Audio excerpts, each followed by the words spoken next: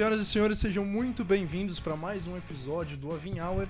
Eu sou o Lucas Bon, head da área de distribuição e sócio da Aquavero Investimentos.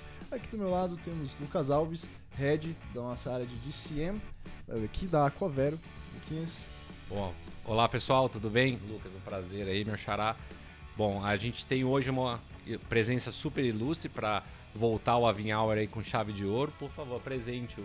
Maravilha, maravilha. Temos conosco um convidado, como o Luquinhas disse, ilustre, Cláudio Prakovnik. Falei certo dessa vez, Pô, Cláudio? Perfeito. Maravilha. Um homem cujo lema é: com grandes poderes vem grandes responsabilidades. Já foi COO do Banco Pactual, Banco Bozano, Santander, além de CEO da Ágora e da Genial Investimentos. Então, Cláudio, seja muito bem-vindo. E agora o CEO, sócio e fundador Agora da sócio, Win The Game. Win The Game. É isso mesmo. Um prazer enorme estar aqui com os Lucas e com vocês aqui na Aquavero e na Avin. Eu adorei ter colocado a minha frase aí. Faltou dizer, essa frase permeou minha vida inteira, né? Mas acho que ela nunca foi tão importante quando, né, eu me via na posição do alter ego, né? Porque tem o Homem-Aranha, que essa frase é do Homem-Aranha, a história, né, quando ele se descobre como herói, e tem o alter ego dele, que é o Peter Parker, né? Então eu costumo dizer que toda a minha carreira no mercado financeiro, são mais de 30 anos, tem o meu lado herói aqui como Homem-Aranha, quando eu fui vice-presidente de finanças do Flamengo por quase 6 anos. Também fui vice-presidente de administração em outras gerações, em outras épocas também de marketing. Mas é isso, né? Tinha o meu personagem ali, onde esse lema foi mais importante, porque foi uma época difícil, se deu como vice de finanças do Flamengo. E como Peter Parker, é isso aí, com óculos, terninho e gravata, eu ocupei várias posições aí no mercado financeiro. Na Win The Game, o papel é exatamente esse, fazer uma ponte entre esses dois mundos, né? É quando o Peter Parker, enquanto o Homem-Aranha, traduzir esse mundo financeiro, o mundo do capital privado, o mundo do investimento, com o mundo dos esportes em geral, não só clubes de futebol, mas notadamente os clubes de futebol, traduzindo as necessidades, os interesses, aproximando o capital privado desses clubes, trazendo governança, trazendo inovação digital, marketing, aproveitando de um momento que está chegando no Brasil da transformação do esporte como um todo, né? No entendimento do esporte como negócio. Muito legal. Inclusive, isso era um ponto que eu estava bastante curioso de escutar de você. A gente sabe que hoje o futebol, principalmente, é uma das grandes paixões do brasileiro. Mas aqui no Brasil a gente não tem a cultura nem o histórico de juntar o futebol, a paixão, com um negócio, né? Então, como foi que surgiu essa ideia? Como que isso chegou para você? Você teve alguma inspiração de fora, de algum país que já tem esse mercado um pouco mais constituído? Ou não, foi realmente juntar uma paixão com, de fato, a sua área de negócio? Eu acho que foi desespero mesmo, necessidade, porque quando eu era vice de finanças do Flamengo, eu simultaneamente eu comecei como COO do Grupo Brasil Plural, na época, hoje em dia é o Grupo Genial, depois virei CEO da Genial, mas nessa época eu era COO do grupo como um todo, e sócio, e ao mesmo tempo ocupava minha posição, né, amadora como vice de finanças do Flamengo. E eu via como era difícil arrumar parceiros, como era difícil encontrar projetos importantes para a área de marketing, como era quase impossível arrumar capital. A gente teve que utilizar de muita criatividade para conseguir reestruturar o clube, né? A gente pode falar um pouco sobre esse processo turnaround do Flamengo mais à frente, que foi gigante, mas eu sentia a necessidade. Então eu senti na pele as dores. E falei, bom, quando eu saí de lá, eu falei, bom, agora tem que fazer alguma coisa. Esse sofrimento tem que ser útil para alguma coisa, né? Agora vai ser útil para a gente ganhar dinheiro, né? E fomentar negócio. Porque agora eu conheço as dores, não é o que se fala no mercado, de conhecer as dores do cliente. Eu era o cliente e eu estava sentindo dor. Você ficou dos dois lados aí. Aí eu mudei do lado do balcão e falei, eu conheço as dores do cliente. E aí trouxe essa ideia para a Pactual, né, para o BTG. Como eu fico muitos anos na Pactual, para mim fica sempre a ideia do Pactual, mas do BTG Pactual. Meus amigos que eu tenho lá dentro, o Yuri, o André, eu fui conversar com os Teves e eles entenderam, montamos um business plan, mostramos como é que o mercado é desenvolvido lá fora, quão desenvolvido que ele era e qual, portanto, desarbitrado ele era no Brasil.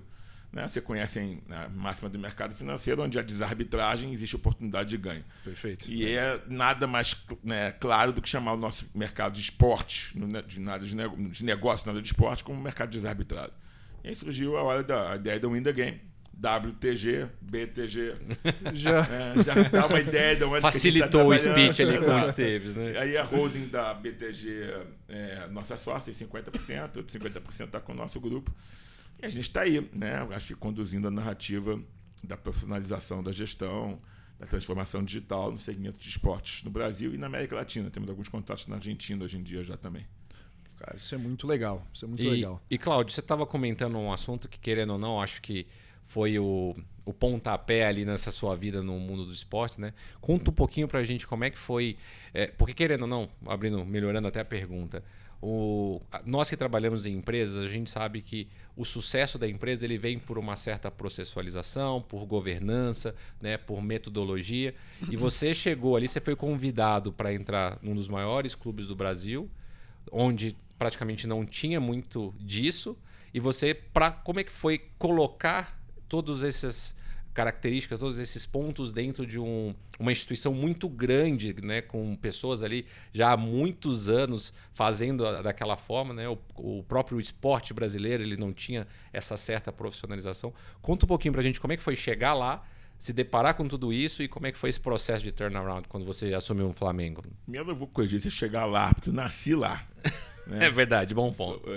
Mas o processo, né, de entrada no Flamengo começou muito antes da gente entrar e assumir como presidente Eduardo Bandeira de Mello e a diretoria, os vice-presidentes. Começou quase 5 anos antes. Grupo de empresários, esse é um projeto de um grupo, longe de ter sido um projeto meu. É um grupo de empresários bem-sucedidos que se encontrava, né, e tinha como paixão em comum o Flamengo. Numa determinada festa de final de ano, a gente falou: como é que tá a tua vida? A vida tá ótima, o casamento tá ótimo, o emprego tá ótimo, meus filhos estão super bem, mas o que tem de errado na nossa vida? O Flamengo. Então, isso nos unia. É o ponto de convergência dos problemas. Todo mundo tinha uma coisa dando errado e era sempre o Flamengo. Eu falei: bom, a gente tem que fazer alguma coisa. Aí fomos estudar, montamos grupos de estudos. A vida tá ótima, família, então vamos ter um pouquinho de dor de cabeça, isso, que tá tudo bom de fácil essa vida. A gente foi tirar essa única dor de cabeça. Vamos tomar o nosso Tilenol. Aí o que a gente fez?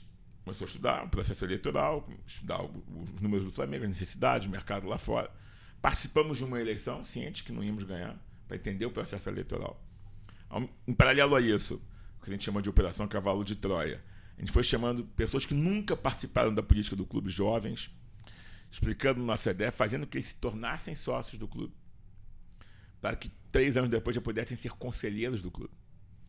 Então, não é simplesmente você mudar a diretoria, né, os vice-presidentes e presidentes. Você tinha que mudar o perfil de parte do conselho, de renovar. Os conselheiros que lá estavam, todos bem intencionados, mas já estavam lá há muito tempo, muitos deles muito bons, continuam até hoje. Precisava de sangue novo. Precisava de gente para oxigenar, para trocar ideias, né, para trazer novas visões. Então, a gente fez novos conselheiros. Então, quando nós fomos para o segundo processo eleitoral, a gente já estava com o dever de casa feito. A gente já sabia o que precisava ser feito. A gente já tinha ideia de que nós íamos ter novos conselhos, novas pessoas nos conselhos para nos apoiar, nos apoiar, trazer o apoio dos demais. E nós fomos para uma eleição que surpreendeu a todos, no sentido de que foi um aumento do coeficiente eleitoral. Muito mais pessoas foram votadas do que antigamente, que nunca tinham ido votar antes. Então, a gente desembarcou lá com os novos eleitores, ganhamos a eleição e... Vocês ganharam essa eleição que não tinham expectativa nenhuma de ganhar? Foi a segunda. A segunda. A primeira a gente perdeu e estava no jogo. Foi aprender o processo eleitoral. Justo. Vocês montaram o business plan, saiu um plano estratégico e aí começou... Quando vocês se surgiram para o mercado, só que vocês já estavam há 5 anos estruturados. Exato. E aí entramos já com as propostas iniciais, as mudanças que tinham que ser feitas. Logo no primeiro mês de mandato, a gente já estava fazendo proposições de mudança dentro do clube. E o mais importante era a mudança, né, de uma visão que é refletida numa governança. Né? Nossa ideia sempre foi que os vice-presidentes, né, e o presidente funcionaria como um verdadeiro board, como um conselho de administração. Nós tínhamos outras ocupações. Nosso papel era representar institucionalmente o clube, internamente, principalmente com os demais conselheiros, externamente com a imprensa, explicando o nosso propósito, definir metas, parâmetros, fazer orçamento, planejamento estratégico, contratar profissionais e cobrar deles a execução e o atingimento dessas metas. Então, a gente acabou com os cargos de diretores amadores. né? Aquela coisa de ter a carteirinha do Flamengo, ser diretor. Irmão, o diretor aqui é pago, tem meta e ganha bônus. Então eles davam remuneração variável para essas pessoas. E essas pessoas, e eu até coloquei isso recentemente num texto meu, né, na Exame, nós nunca perguntamos para alguém que a gente contratasse qual era o time que ele torcia. Isso é antiético. Para mim, a fidelidade dele tinha que ser um emprego. É de lá que ele tirava o sustento da família. Não tem fidelidade maior do que essa. E é torcer pelo sucesso, porque é o sucesso dele. Profissional, né, no nível de realização pessoal, mas também pelo sustento financeiro dele. Essa que você falou, uma apaixonada, a paixão é fundamental, mas a paixão é do torcedor. Né? Pra gente é super difícil como dirigente dividir paixão e razão. Por isso que você cria uma governança e contrata profissionais que estes sim trabalham sob o imperativo da razão. Deixa a paixão com a gente volta e meia ficava super dividido. Tem que contratar, senão o time vai cair. Não. Aí eu falava, não vamos contratar. Aí eles tem razão, não vamos. E às vezes eu fraquejava, alguém dizia, não faz isso, Cláudio, tem razão. Sabe, era um ajudando o outro. Um se ampara no outro pelo bem maior. Um grupo de pessoas que acreditavam nessa governança, que conseguiu atrair o apoio dos conselheiros todos do clube, que já estavam lá, dos novos, que esses sim, que é quem votavam, propiciaram a grande mudança do Flamengo. Tivemos o apoio da torcida, demorou um pouco, né, mas tivemos, porque a gente implementou medidas muito duras, de contenção de despesas, de contenção de investimentos em jogadores, aumento até de custos para os associados, fechamento de piscina, encerramento de equipes olímpicas que não eram autossustentáveis. A gente tomou medidas duras, muito impopulares. Foi de fato um turnaround. Foi um turnaround que posso explicar em números. Nós devíamos ali na época em torno, que a gente teve que fazer uma auditoria com a Ernest Young, de 880 milhões, é o tamanho da dívida do Flamengo. Naquele ano que a gente chegou lá, a gente tinha uma previsão de arrecadação de 150 milhões. Nossa. Para cada R$1 que o Flamengo recebia, tinha 13 de dívida para pagar. O índice de liquidez era absurdamente baixo, né, negativo. Patrimônio líquido negativo em 480 ou 530 milhões, já não me lembro direito. Passivos, é isso, 880, é um absurdo. Não, trabalhista. Trabalhista é gigantesco, e fiscal gigantesco. O que a gente fez? Quando a gente saiu de lá... Terra arrasada, né? Não era tinha terra arrasada. Totalmente. A gente, quando saiu de lá, entregamos um clube que tinha 200 milhões em caixa para o novo presidente. O clube tinha um patrimônio líquido positivo, na época já em 180 ou 200 milhões. A dívida tinha caído para 300 milhões, 350 milhões, e já estava arrecadando 700, 750 milhões. Então, um clube no azul, superavitário, patrimônio líquido de azul de novo. As dívidas, 90% delas eram dívidas equacionadas pelo Profut, que a gente não pagava porque não fazia sentido pagar.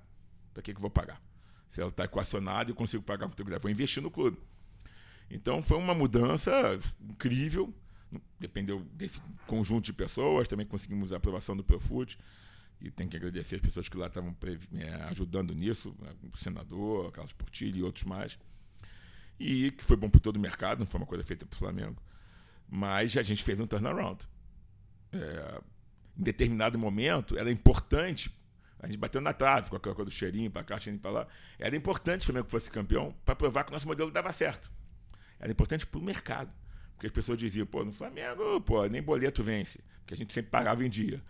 A gente só não atrasou salário. O Flamengo não atrasa salário, 9, 10 anos. Né? Então, a gente sempre cumpriu com nossos compromissos. E as pessoas ironizavam. O que adianta pagar em dia? O que adianta ser cumpridor se não ganha título nenhum? E a resposta veio depois, né? No fim é o que o torcedor pede, é o que vai fazer com que entre mais dinheiro no caixa da empresa. É isso. Eu acho que o torcedor entendeu depois. Porque viu que o clube, esquece, já não estava mais lutando para ser rebaixado, já faturava mais que todo mundo e ia chegar. Você só consegue garantir, você não consegue garantir. Existe uma correlação enorme, comprovada por estatística, entre o faturamento de um clube e a sua capacidade de lutar por títulos. É superior a 90%. Então, o Flamengo ia disputar título, disputou no final, não ganhou, mas se chegar na final você consegue chegar lá, 11 contra 11, a bola bate na trave, tem impedimento, não dá para garantir. Aí Cartola não entra em campo, para bater pênalti, né? Mas logo depois começou a entrar num círculo vitorioso, porque tinha feito o dever de casa. Aí vêm as pessoas dizendo, pô, tem que ajudar os clubes, porque o Flamengo... Bom, o Flamengo fez o dever de casa. Chegou aqui, não foi com a ajuda de ninguém, não. Fez porque sofreu para chegar lá. A gente nunca, no nosso planejamento, a possibilidade de ser rebaixada sempre teve presente. A gente não... Ele falou, se for rebaixado, a gente vai ser rebaixado. A gente sobe e nunca mais vai cair. Não fomos rebaixados, por diversos motivos, por competência, por sorte. Mas a gente não ia mexer um botão, 1 centímetro do nosso planejamento estratégico. E a gente fez um planejamento de 10 anos, chegou nele em 8, e o Flamengo hoje em dia é o único clube auditado por uma Big Four na América Latina, que é a Ernst Young. É o clube mais transparente do país, auditado. Aquela pergunta que eu tive que responder 1 milhão de vezes. Mas de onde vem o dinheiro do Flamengo? Tá lavando dinheiro, de onde vem esse dinheiro, meu amigo? Vai aprender a ler balanço. O dinheiro do Flamengo está lá escrito. Você não está acostumado com transparência.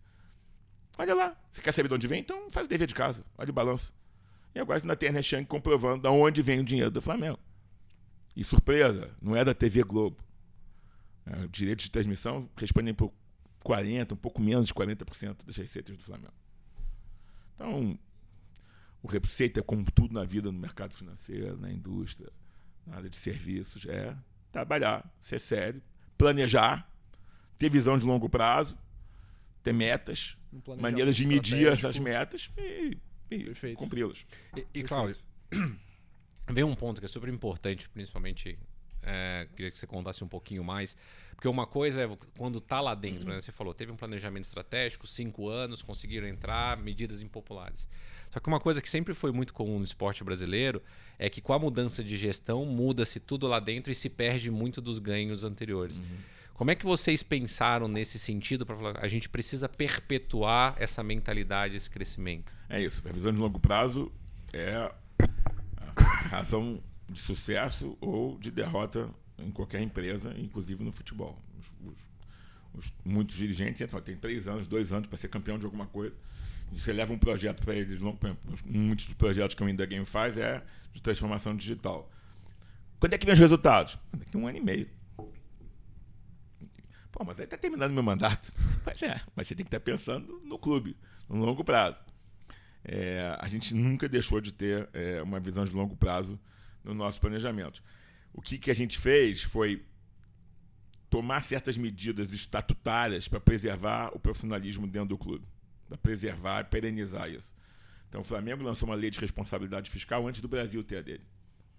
Legal. Se o presidente do clube, que o Flamengo é um clube presidencialista, o presidente do clube gasta um percentual relevante acima do orçado, se o índice de liquidez fica distinto relevantemente do orçado.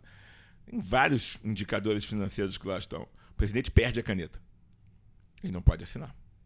Isso vai para o Conselho de Administração, que exige uma revisão estatutária e devolve ou não a caneta para o presidente. O presidente responde civil e criminalmente pelas suas ações dentro do Flamengo. E vários outros arranjos societários estatutários foram feitos para que nenhum aventureiro nos sucedesse. O cara fosse chegar lá e dizer, bom, que vou botar a mão nesse dinheiro todo. Não vai. Porque tem uma governança feita com aprovação em diversos setores e órgãos estatutários que não vai dar esse poder. Tem a transparência, né? A transparência é obrigatória também, está na lei da responsabilidade. Fizeram com que o Flamengo se tornasse uma empresa séria. Exato. Então, assim, quando nós entramos com Bandeira, ficamos 3 anos, eu nem comecei como vice de finanças, comecei como vice de administração. Depois que eu virei vice de finanças, Bandeira foi reeleito. Eu já era vice de finanças, ficamos mais 3 anos. E depois fui sucedido pelo atual mandato, que já foi reeleito. As pessoas que o Landim está, a sua equipe que está lá hoje, nós estávamos juntos no primeiro mandato. É o mesmo grupo de pessoas. A eleição foi democrática. Mas as pessoas que estavam lá entenderam que o caminho até hoje foi um caminho bem percorrido. Então, as pessoas que estão lá partilham dos mesmos valores, têm a mesma seriedade, têm o mesmo compromisso. Você pode gostar ou não gostar de uma decisão ou de outra, mas institucionalmente são pessoas de bem, comprometidas em cumprir o que está previsto no Estatuto, né, atender a lei, e com responsabilidade fiscal. O atual vice de finanças é o Rodrigo Torres, amicíssimo meu. O Flamengo, nos últimos 12 anos, teve 3 vice de finanças. Eu, Torres e Valim. É isso. Todos amigos. Né? Sempre quando eu não aguento mais, agora vai ser você. É isso. Tem sido assim. Mas é um clube democrático, tem eleição a cada 3 anos, justas. O colégio eleitoral ainda é pequeno, uma coisa que tem que ser debatida pelo clube como um todo, para todo mundo poder se posicionar. Mas é isso, a visão de longo prazo sempre nos permeou e a gente criou amarras estatutárias para que essa visão de longo prazo e o compromisso com a governança estivesse sempre presente no clube, se perennizasse. Se perpetue. Maravilha, maravilha. A gente sabe... Desculpa, Luquinhas. Não, a gente sabe que, então, só resumindo aqui, visão de longo prazo e planejamento estratégico são essenciais não só quando a gente fala de esporte, mas para qualquer empresa. Exatamente. E capacidade de execução. Capacidade de execução. Porque no papel tudo cabe. Vai executar, e ter resiliência. Ainda mais no futebol, onde os stakeholders são dos mais diversos. Né? Passam de torcida organizada para os outros clubes, pelas confederações, para empresas de mídia, né? Para os segmentos de licenciamento e marketing, os outros esportes, a imprensa, é uma loucura. Então tem que se comunicar com essa turma toda. Não posso deixar então de perguntar e te pedir para contar alguma história icônica aí desses anos à frente. Porque uma coisa é você estar na sua empresa como CEO, ter a sua cadeia hierárquica e você colocar, de certa forma, aquele planejamento estratégico. Agora, quando você está num ambiente onde tudo é decidido de forma democrática, com pessoas, na maioria das vezes que estão ali, que não concordam com você, o que você conta pra gente? Tem muita história. Muita história. Mas, assim, acho que um momento icônico foi logo no início. Né? Assim que a gente entrou, por exemplo, a gente tirou as vagas que os diretores e vice-presidentes tinham, cativas, essa vaga de todo mundo aqui. E, baseado nisso, em determinado momento, na busca de novas receitas, eu resolvi que eu deveria licitar a utilização do estacionamento do Flamengo. O Flamengo é um clube na zona sul do Rio de Janeiro, ali de frente para a Lagoa, área nobre, vizinho de multinacionais. E o estacionamento do clube é absolutamente depredado, assim, de cimento batido, sem iluminação, sem seguro. Entrava lá quem era amigo, uma festa, que tinha exploração privada daquele estacionamento. Tinha carro abandonado, tinha tido assaltos lá dentro. Aquela coisa da microfísica do poder. O cara conhecia, o cara do porteiro, entra aí, eu entrava. E mais incrível ainda, multinacionais que ficavam ali perto ofereciam vaga de garagem para seus executivos no Flamengo. Ele comprava um título de sócio patrimonial, que pagava, sei lá, dinheiro de R$60 por mês, tinha direito à vaga. E prédios residenciais alugavam apartamentos com vaga de garagem. A vaga de garagem era do Flamengo. Quase no terra clube. De ninguém. Terra de ninguém. Nossa. O cara alugava, usava o seu aluguel. Tua vaga ficaria de frente para a Lagoa Rodrigo de Freitas. Pode ir lá, meu amigo. E aí eu falei, acabou essa bagunça, cara. E aí resolvi fazer uma licitação. E todo mundo ia passar a cobrar, né? O sócio, inclusive. E aí, bom, eu tive 3 ameaças de morte na minha gestão. Caramba! Essa foi uma delas. No meu Instagram está escrito lá, judeu, banqueiro, advogado e cartola de futebol. Ainda quer ser meu amigo? Então, pode imaginar de tudo que eu fui ofendido, de todos os lados ali. Mas a gente fez o processo licitatório e o clube recebeu um valor na frente, né, de prêmio, de bonificação, passou a cobrar e ter receitas a partir daí. O piso passou a ser emborrachado, passou a ter segurança, só entrava quem pagava. Né? Acabou a festa, acabou a exploração, parou nos anúncios. O cara quisesse parar lá, tinha que pagar. Então, aluga apartamento com vaga de garagem, paga. Né? E a gente recebia, e não mais o locador. Então, foi uma época complexa. A gente fez uma votação lá, louca. Tinha gente arranhando o carro lá atrás, dizendo, olha, é melhor você tirar seu carro daí. Assim, teve de tudo. Teve de tudo. E a gente conseguiu tocar isso adiante dentro do clube. Mas, assim... São muito porta-vozes, imagina, são 42 milhões de torcedores, então tem torcedor que pensa de todo tipo diferente, né? Eu já tinha sido vice de marketing do Flamengo em 2005, por um ano, numa gestão do mandato tampão do Hélio Paulo Ferraz. E eu, como era vice de marketing, eu falei, bom, eu vou dar um jeito de entreter a turma, o pessoal chegar mais cedo no Maracanã para ter o que fazer para não arrumar briga e beber. Comecei a fazer aquelas coisas no estádio de bater pênalti, trazia um ídolo para dar a volta olímpica, homenageava um ídolo, botava criança, show, dança. E eu resolvi ressuscitar o urubu. Bom, é o símbolo do Flamengo, pô. Botava o urubu em campo, falando com a turma, o urubulino e tal lá. E comecei a receber ameaças de morte nessa época, me chamando de racista, porque o urubu era negro. Eu falei, gente, uma atrás da outra. Símbolo do Flamengo. Eu falei, olha, eu posso colocar o Popeye, que já foi o símbolo lá atrás, mas eu seria racista se eu colocasse um urubu branco. Né? O urubu é negro, pô. O símbolo do Flamengo é um urubu negro. E aí eu falei, ó, chamei as torcidas organizadas e falei, ó, gente, vocês querem que eu mude o símbolo? Eu mudo. Mas que eu saiba, nós somos um urubu. Não, vamos resolver isso pra você, doutor. Eu falei, não, tá bom, só quero que parem. Aí um dia eu tô lá, veio uma galera trazendo um senhor assim, doutor, tá resolvido, tá, chama o responsável. Tinha um senhorzinho ali. Eu falei, mas como assim? Não, segurando o senhorzinho lá, né? Eu falei, como assim? Ele falou, não, é ele que tá mandando.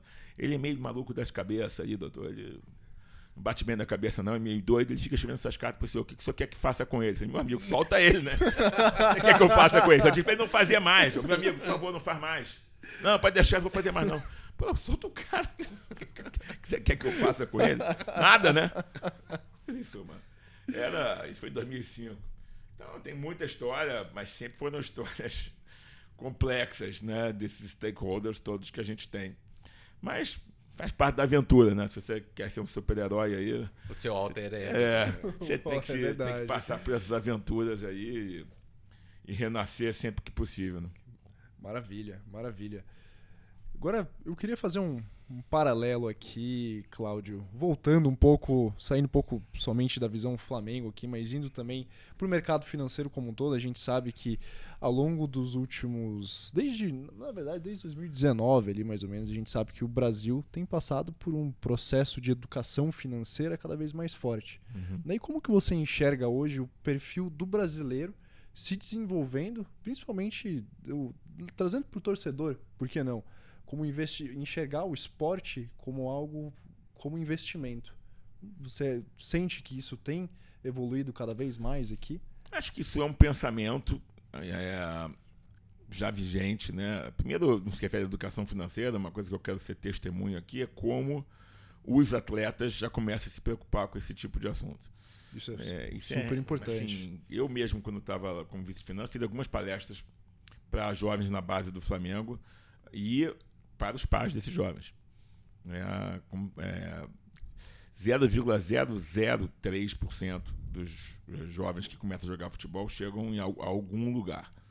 Então, todo o resto tem que aprender a buscar uma visão alternativa para o dinheiro que tiver ganho ou com uma visão prospectiva do que é fazer se não der certo no futebol. E tem aqueles que dão certo e que são cercados por pessoas que não entendem de investimento e normalmente deixam esses atletas numa situação muito precária quando eles terminam de jogar futebol. A profissão de atleta de futebol é uma profissão curta. Você tem que viver intensamente esse período. Isso é verdade. E o dinheiro que você ganhar tem que ser bem investido para que você tenha uma aposentadoria. E essa preocupação começou a acontecer. Lá fora existem várias agências que cuidam da carreira de atletas e ex-atletas, não só sobre a parte de marketing, mas também pensando na orientação financeira.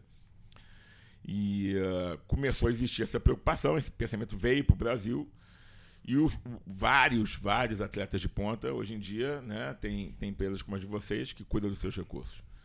Outros têm seus próprios family offices, né, e trabalham de maneira profissional, e terceirizam isso para equipes próprias, tomarem conta dos seus recursos. Então, no que se refere ao B2C, vamos colocar dessa forma, essa é uma preocupação real, existente. Os empresários, antigamente quem cuidava do dinheiro do atleta era o empresário. E quando era empresário é a mulher, ou os pais, né? Tanto é que vocês devem saber, o Instituto do Bicho, e eu vivi muito isso quando eu estava lá, acontecia dessa forma. Nós não trabalhávamos um caixa 2 no Flamengo, então eu tinha que mandar um carro forte ir no banco, pegar dinheiro vivo, que eu declarava, para eu pagar para o jogador e informar no imposto de renda que ele recebeu aquilo. E por que o jogador recebia o bicho? Porque o salário dele não era ele que tomava conta.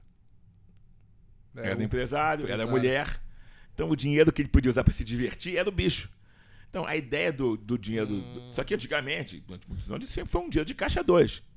E a gente não permitia isso, era meu nome que estava lá. Pô, imagina você pagar caixa 2. Só tinha dinheiro conhecido, quanto a prestação de serviço.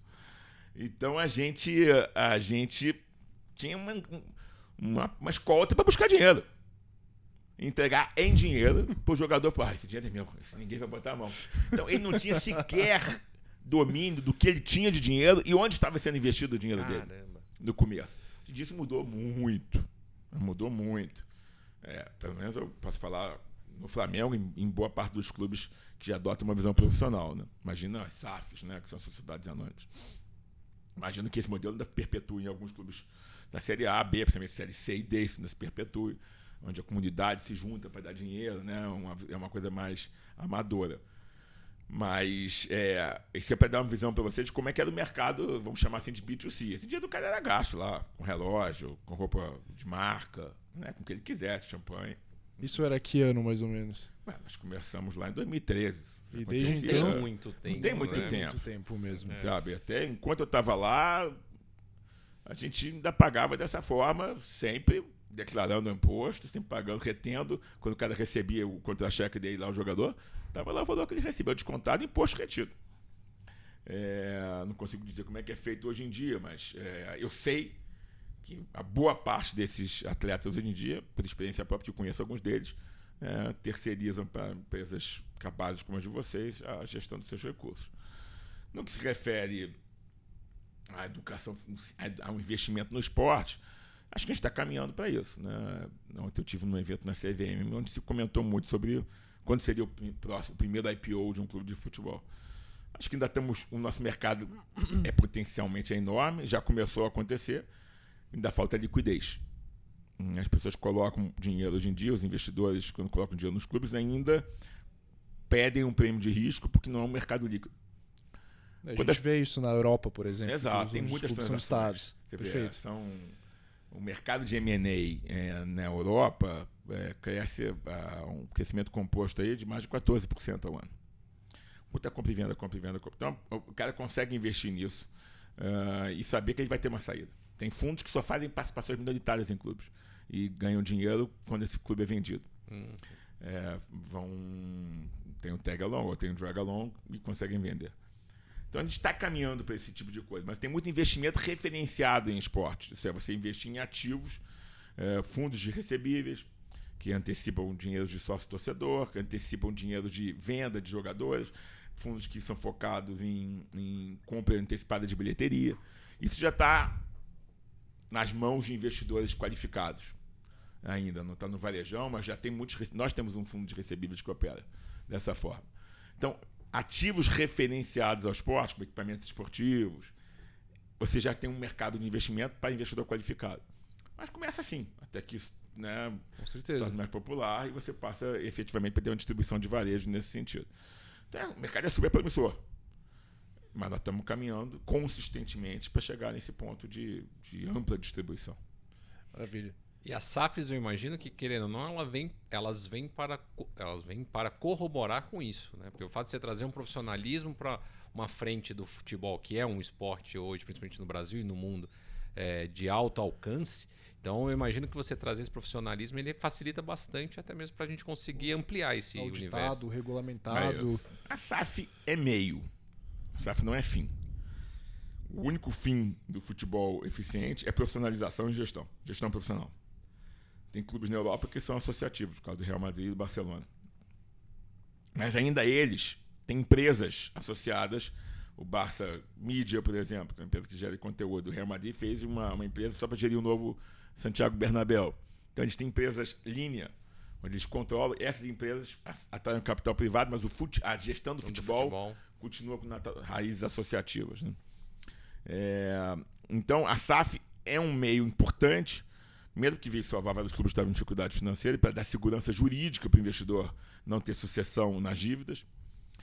Mas ela é um meio interessante porque ela obriga o clube que o adota, e portanto o adota para, por exemplo, ter redução do spread bancário, porque uma coisa é você emprestar para uma associação, outra coisa é você emprestar para uma sociedade. O juro já diminui de cara quando você mostra que você tem gestão e governança. Fato. Então ela é uma maneira de você automaticamente se adaptar a um mercado de crédito, por assim dizer. Agora, tem clubes, por exemplo, Fortaleza agora criou uma sociedade anônima do futebol 100% do clube. Para quê? O clube está bem, o Fortaleza é um clube super bem gerido, é um clube, não é um clube, é zero endividado, um clube superavitário, que pensa no mundo digital e pensou, vamos criar uma SAF aqui para criar um bloqueio para as ações políticas. Isso é, a gente não precisa vender agora, mas eu já, começando a implementar aqui a SAF, eu já começo a acostumar o clube, todos os stakeholders, com um processo transparente, de gestão profissional, com visão de longo prazo, para que no dia que eu quiser vender, já esteja estabelecida uma cultura empresarial dentro do clube. Ou seja, não necessariamente a SAF precisa ser um bote salva-vidas. Não. Ela pode ser um acelerador. É isso, pode ser um instrumento para você acelerar no futuro, pode ser um instrumento de atrair capital privado para futuros investimentos. Ou você pode, o Flamengo não tem uma SAF, mas o Flamengo poderia, por exemplo, fazer uma SAF e transferir para a SAF só um projeto do estádio. E deixar todo o resto lá, o futebol inteiro de base e tal, e ter uma SAF para o estádio, porque a lei da SAF diz que você pode transferir qualquer ativo para a SAF. Não precisa ser o futebol. Tem que ser um ativo relacionado ao futebol. Então você bota lá e pode até fazer um IPO. Mas você quer ser dono do estádio do Flamengo? Traz um parceiro estratégico, institucional para gerir o estádio, e você passa a investir num ativo relacionado ao futebol, com um gestor reconhecido de arenas, com a marca Flamengo, que garante o estádio sempre cheio. Então, a SAF é um meio que pode ser utilizado para a atividade fim, que é o futebol, mas para ser um provedor, um feeder de recursos para o clube. Agora, se o Flamengo faz isso, por exemplo, ele não transformou o futebol dele numa SAF, no ativo futebol, mas como ele vai ser sócio de uma SAF, ele vai ter que também aperfeiçoar seu sistema de governança interna. Para que o investidor da SAF diga, bom, quem é meu sócio? Ele é amador ou é profissional? Eu não vou investir num recurso. Eu não quero falar com um sócio que vai mudar a cada 3 anos, aí o cara vai vir com um discurso diferente. Então, o fato do Flamengo também ter uma governança séria dentro do clube ajuda ele a montar uma SAF do lado. Então, é isso. SAF é meio, SAF não é fim. Se os 40 clubes da Série A e da Série B virarem SAFs, 4 clubes da Série A, 4 SAFs vão cair para a Série B e 4 SAFs vão cair da Série B para a Série C. Isso é fato. Não é garantia. O que é garantia? Gestão profissional. Isso é garantia de sucesso. Gestão profissional. É isso. SAF é meio, um dos meios possíveis para se chegar lá, um bom meio. Né? Um meio também para que não só para que o brasileiro como um todo, principalmente quem está quem trabalha com isso, comece a enxergar os clubes cada vez mais como uma empresa, traga cada vez mais profissionalismo e isso se espalha para o mercado. Exato. Né? Por exemplo, os patrocinadores, né? Estavam acostumados com o modelo de vão patrocinar a camisa dos clubes e ponto. Virava aquele macacão de Fórmula 1. Porque é a única maneira. Como é que eu vou valorizar quanto vale? Eu vou ver quantas vezes saiu na TV minha marca com o cara comemorando o gol. E quando o cara faz falta, ou quando o cara faz pênalti. Tem momentos ruins também com a marca do cara, gente. Mas era isso que valia. Hoje em dia, os patrocinadores já começam a querer mais. Os clubes começam a ter que entregar mais. Então, clubes como Fortaleza, onde o In The Game fez um trabalho de transformação digital, se um empreendedor imobiliário, ou no Guarani, a gente já falou bem do Fortaleza, vamos falar bem do Guarani agora também, que é outro cliente, tem que falar bem dos clientes, pô, que são clientes maravilhosos. Mas o Guarani quiser fazer um empreendimento imobiliário perto, em Campinas, em alguma área, não o Guarani, um patrocinador do Guarani, ele pode perguntar ao clube, olha, eu estou fazendo um empreendimento imobiliário no bairro tal, eu queria saber quantos torcedores do Guarani do bairro tal não tem imóvel próprio, tem renda acima de tanto, tem essa profissão, são do sexo masculino ou do sexo feminino, tem filho ou não tem filho. Isso tem um valor. E, obedecido à Lei Geral de Proteção de Dados e o anonimato, a gente tem a capacidade de entregar e mandar uma propaganda só para esse público-alvo. E se o cara clicar naquele link para ir conhecer o imobiliário, o clube ganha. É o marketing digital na veia. Na veia. Então você começa a criar ativos que não eram explorados antes. E o patrocinador, por essa onda de personalização, começa a exigir isso. As mídias começam a exigir um produto melhor para transmitir. Não querem transmitir também um produto onde o gramado é ruim, então tem que investir no gramado. Então cria-se um círculo virtuoso de profissionalização que abrange todos os stakeholders, inclusive as federações e confederações. Então é uma onda do bem. Muito importante. A SAF trouxe essa... E as pessoas falam, a SAF... Aquele negócio de que lei que pega, lei que não pega. Por que a lei da SAF pegou? Porque ela veio de uma demanda da sociedade. Né? Os torcedores não aguentavam mais daquela gestão amadora. Então eu vivi, na minha época do Flamengo, confusão, reclamação no Maracanã, dizendo que nós éramos mercenários, que a gente queria vender o Flamengo, banqueiro safado, vender o Flamengo, só quer vender o Flamengo. Passamos isso tudo para chegar agora, nos momentos de deliberação do Vasco, Botafogo, Cruzeiro, os torcedores vão para a porta do clube exigindo a venda do clube. É o oposto do que eu vivi. Porque a sociedade cansou daquele modelo. Aquele modelo se provou fracassado. Chega. Eu falei recentemente sobre isso, até nessa mesma coluna. Pessoas ficam dizendo, aquele negócio de entrevistar. Você vai botar um vascaíno para ser diretor do Flamengo? Meu amigo, quando o Flamengo estava quebrado, quem eram os diretores lá dentro? Flamenguistas ou vascaínos? Não é o clube que está torcendo. Não é o clube, não é isso que vai fazer a diferença. É. Então, essa onda do bem, essa discussão que a sociedade trouxe para o legislador, né, como é uma demanda da sociedade, é que fez com que a lei das SAFs pegasse. E até aproveitando, Cláudio, fazendo uma ponte, eu acho que falando até bastante do seu projeto, né? Não um projeto que já está vingando aí a questão da Win the Game. Então, hoje, vocês que estão até bem próximos dos clubes, e eu sei também de outros esportes, você está enxergando que essa mudança que partiu da sociedade para dentro do esporte também está vindo de dentro? O pessoal está buscando essa profissionalização para poder alçar esses outros voos? É unânime isso. Assim, eu converso com dirigentes de clubes e federações de outros esportes e tal. E todos sabem que não existe outra maneira de sobreviver. Vai ficar para trás, vai acabar, vai extinguir. Quem não adotar um modelo profissional vai sumir.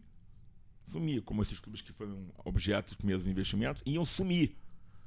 Se a lei da SAF não tivesse sido criada, o Botafogo está aí próximo de ser campeão brasileiro, tinha desaparecido. Estamos falando de 2 anos e pouco atrás. Desaparecido do mapa. Acabou.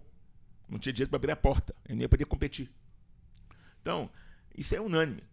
Alguns rateiam um pouco mais. Deixa eu aproveitar a fazer do próximo mandato, no meu não, porque eu estou aqui feliz e tal, mas é uma unanimidade. E em todos os esportes, né? A gente tem mandatos, tem mandato de liga de futsal, por exemplo, uma liga que está se restabelecendo e está buscando exatamente isso, uma transformação digital, busca de investidores estratégicos. Sim, a gente tem conversas avançadas com vôlei, o NBB também tem um mandato assinado com a gente, e esportes tem mandatos assinados com a gente. A gente conversa com stakeholders do setor de entretenimento, de música. Porque, veja bem, o esporte pertence ao segmento econômico do entretenimento. Perfeito. Verdade. Perfeito. Não tem nenhuma diferença entre você trabalhar com uma dupla sertaneja de sucesso ou um time de sucesso em termos do que eles podem monetizar. Show, bilheteria, naming rights, licenciamento, publicidade. Ativos digitais, conhecer seu cliente, oferecer para ele o que ele quer, interagir com ele, engajá-lo. Tem a menor diferença. E é justamente aí que entra o Win the Game. É exatamente aí que a gente entra. Legal. Essa visão de que o esporte Legal. é um entretenimento, que os competidores dele, né, que cooperam e competem, pertencem ao mesmo segmento. A Netflix compete com o Flamengo, mas ela coopera com o Flamengo se ela for distribuir um produto do Flamengo, um documentário sobre o Flamengo, por exemplo. Então, é essa visão de que o futebol tem que investir no produto, menos em si mesmo, mais no produto, o produto ser forte. Então, você tem que olhar para o seu adversário querendo que ele seja forte. Eu, quando era dirigente do Flamengo, queria um Vasco forte, um Botafogo forte, um Fluminense forte, e queria ganhar de todos eles. Mas a minha vitória seria muito mais maiúscula se eu ganhasse de um time mais forte. E eu ia atrair mais gente para o espetáculo. Porque um dos elementos mais importantes para atrair o espectador é a aleatoriedade. Tem que ser aleatório o resultado. Se você for para o estádio sabendo que o Flamengo vai ganhar, você não vai. Vai fazer outra coisa. Vai ser mais um 5-0. Hoje tem o último episódio do Game of Thrones. Depois eu vejo os gols. Perfeito. Mas você fala, caraca, vai ser um jogão.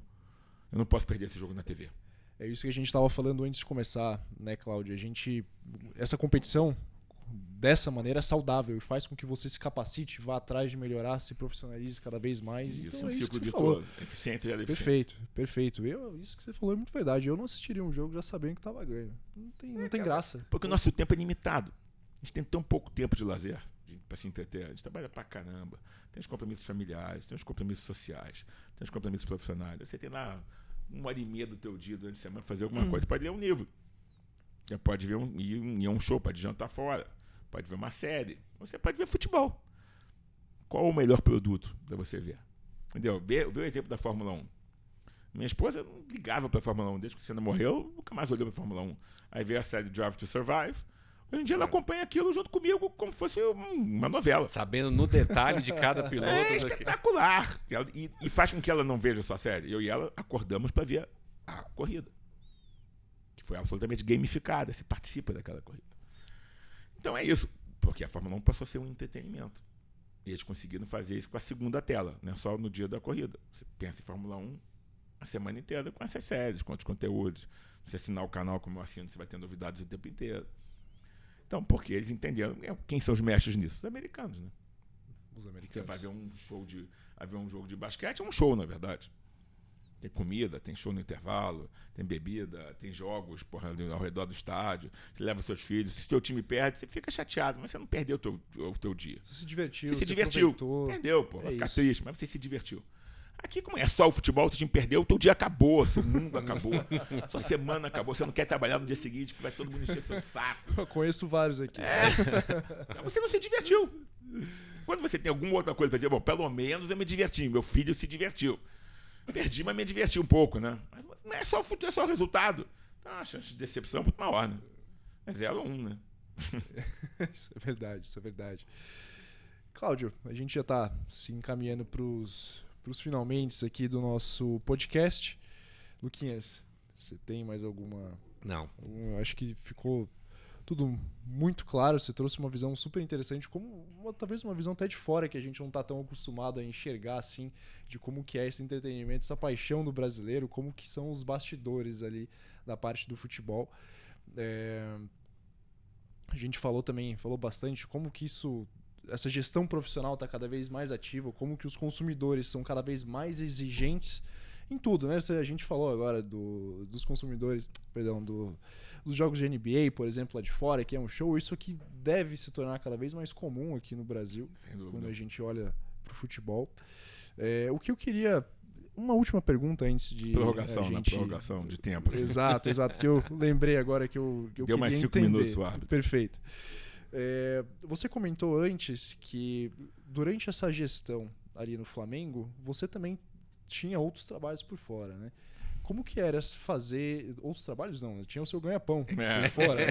Talvez o Flamengo estivesse por fora, né? O Flamengo fosse o paralelo. Como que era de fazer essa gestão? Porque eu imagino que não foi nada fácil. Você passou ali por um período de ameaça de morte, de desafio, de muita luta.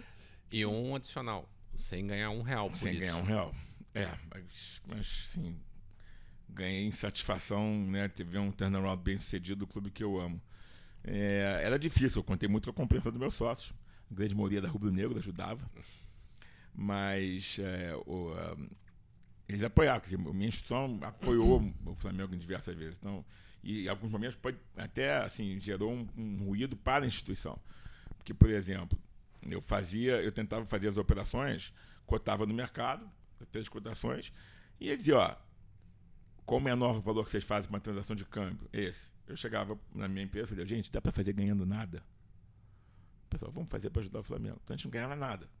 E aí, uma vez fui chamado numa reunião de conselho. Não, fraude, você está ganhando dinheiro com essa empresa. Eu falei, fui lá, mostrei que a gente ganhava 0. Na verdade, perdia dinheiro, porque usava o tempo das pessoas. E o meu custo... Trabalhando de graça. Perdendo dinheiro. O cara podia estar fazendo aquilo ali. Eu tenho custos para pagar em cima daquilo. E falei, se vocês quiserem, a partir de agora, eu não faço mais aqui. A gente vai passar a gastar mais. Muito bem. Então eu quero uma autorização por escrito de vocês, dizendo que não há conflito de interesse se eu provar que eu fiz uma cotação aqui e provar que eu estou trabalhando de graça, não é que eu estou ganhando R$1. Provar que o custo é 0. E aí ganhei essa autorização, mas nesse momento o pessoal falou, é genial, como é que tá?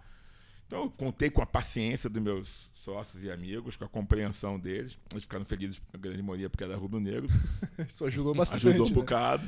Vantagem de ter bastante carioca no mercado financeiro. E como eu falei, o prejuízo em termos de tempo era um trabalho noturno, né, que eu fazia.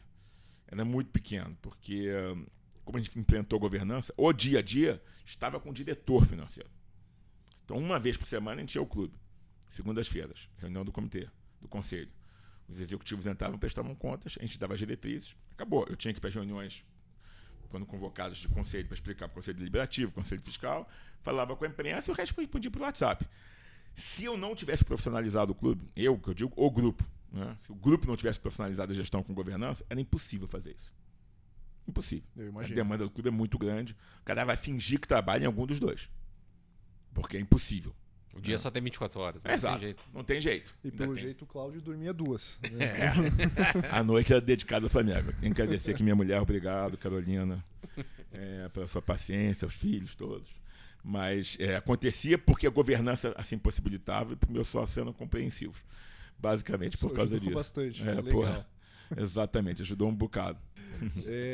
Maravilha. Cláudio, agora para que a gente faça um encerramento, eu acho, como eu comentei antes, eu acho que é visível, na verdade, que o brasileiro está aprendendo muito mais a fazer gestão financeira. Isso é super importante também para os jogadores de futebol. A gente já viu vários que param de jogar, vive basicamente publicidade, que não consegue fazer essa gestão financeira. O que eu queria pedir para você, Cláudio, que conselho você daria tanto para os jogadores, para quem sonha, quem te acompanha, imagino que tenha vários aspirantes a jogadores que te acompanham, e não somente isso, mas para quem está começando a carreira, quem está começando, por que não, no mercado financeiro e tem essa paixão que é o futebol e quer fazer algum investimento, quer conseguir conciliar isso da maneira que você fez. Eu acho que o meu conselho para esses atletas é foque naquilo que você ama, né, na sua profissão. A profissão de vocês aqui, estou aqui, né, de dublê de apresentadores de podcast, mas a função de vocês não é essa. Vocês têm a profissão. E vocês fazem muito bem, né, aquilo que vocês se propõem a fazer. Vocês não estão jogando bola. Né? Um jogador não deveria cuidar sozinho, né, dos seus investimentos. Eles têm que procurar profissionais para que tenham aquilo como amor. Tudo tem que ser feito com o objeto da sua paixão. Ele tem paixão por jogar futebol. Tem gente que tem paixão em fazer gestão de recursos. E tudo isso é feito com atributos de confiança.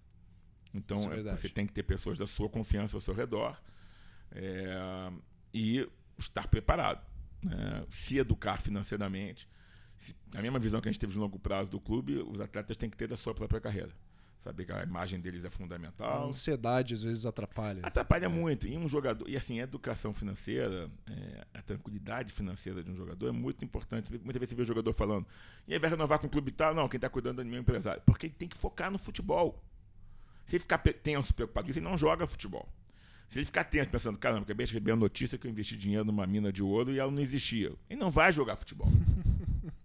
Eu já recebi ligação de credores de jogador. Ligavam para mim, com vice financeiro do clube. Entendeu? Eu ligava, o que está acontecendo, amigo? Olha, você ganha, sei lá, centenas de milhares de reais por mês. Como é que você pode estar devendo para o clube? Do teu filho faz natação. Ele não sabe. Porque, enfim, ele não se cercou das pessoas que são profissionais. Você não pode cercar de pessoas que são curiosas sobre finanças. Tem que cercar de profissionais. Assim, esse é o segredo. Você bateu bastante nessa tecla, né? Gestão profissional. Exato. Esse é o segredo. Para suas finanças e para os clubes onde você está jogando. Exatamente isso. Maravilha. Cláudio, agora para que a gente faça um encerramento, queria que você fizesse a sua despedida e deixasse o convite também para que as pessoas conhecessem mais a Win the Game. Não, muito obrigado aos Lucas aqui, nós estamos com 3, né? Pelo convite. Foi um prazer enorme estar aqui debatendo. Acho que a gente falou de poderes e responsabilidade. Acho que essa é uma responsabilidade para quem está buscando criar um mercado, contribuir para a criação de um ecossistema sólido. O meio mais importante para isso é a difusão de boas ideias e a abertura do debate. O ciclo do bem. O ciclo do bem. E acho que vocês estão, com esse tipo de conversa, estão promovendo e contribuindo para a formação desse ecossistema. E por isso eu sou muito grato. A Win the Game se propõe a trabalhar para esse fortalecimento desse mercado maduro. Né? Nós somos um grande hub de negócios. A gente trabalha com diversos parceiros. Nosso investimento é uma alocação estratégica, tendo por trás um selo como o do BTG, né? Do BTG Pactual, que prova a credibilidade que nós temos, a capacidade e a solidez financeira.